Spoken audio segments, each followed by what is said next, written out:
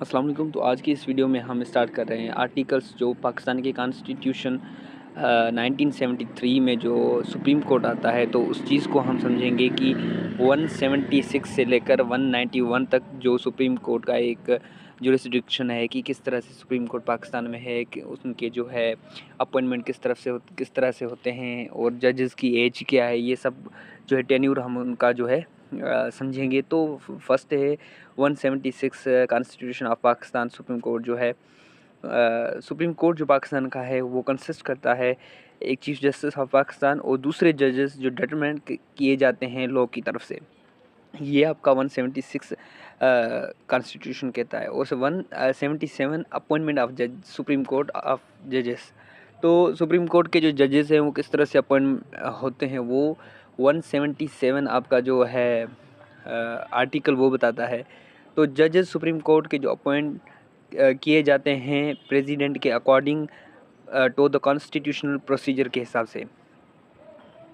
Qualification क्या है इनकी कि सिटीज़न ऑफ पाकिस्तान होने चाहिए, एटलीस्ट 5 साल उनका जो है हाई कोर्ट का जज होने चाहिए और एटलीस्ट 15 साल उनकी जो एडवोकेसी होना चाहिए हाई कोर्ट में, तो वो जो है सुप्रीम कोर्ट के जज बन सकते हैं।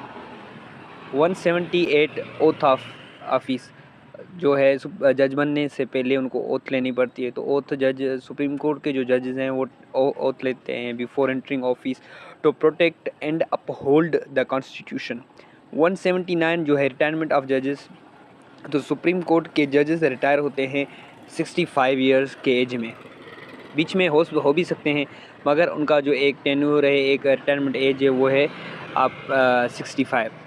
आर्टिकल 180 जो आपको बताता है कि एक्टिंग ऑफ चीफ जस्टिस, अगर चीफ जस्टिस नहीं है तो उनकी जगह पर कौन एक्टिंग कर सकता है, कौन उनको संभाल सकता है। तो if the chief justice is absent और unable to perform duties other जजेस में act as a chief justice, वो जो हैं उस चीज़ को उसके तौर पर काम कर सकते हैं। तो 181 जो है आपका बताता है कि एक्टिंग जजेस क्या हैं कि if there is a temporary shortage of जजेस क्वालिफाइड पर्सनस में अपॉइंट एज एक्टिंग जजेस। अगर एक टेम्परेरी तौर पर शॉर्टेज होगा जजेस का, तो वहाँ पर एक सीनियर क्वालिफाइड पर्सन को एज एक्टिंग जज रखा जा सकता है। 182 AD OC जजेस क्या होते हैं कि द चीफ जस्टिस में request a high court judge to set a temporarily as an ADOC judge in the Supreme Court।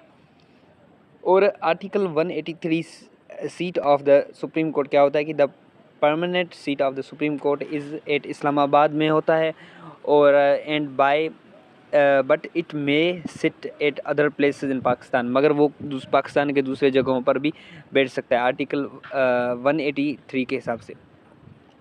तो 184 ओरिजिनल जुरिस्डिक्शन क्या है कि the supreme Court has power to hear disputes between government cases involving enforcement of the fundamental rights on matters of the public importance, वो jurisdiction होता है। और 185 appeal जो jurisdiction होते हैं वो the Supreme Court hear appeals against judgments of high courts, federal शरीयत court, other courts और ट्राइब्यूनल कोर्ट्स के जो अपील होते हैं वो मतलब कि सुन सकता है, उनके अगेंस्ट जजमेंट्स दे सकता है।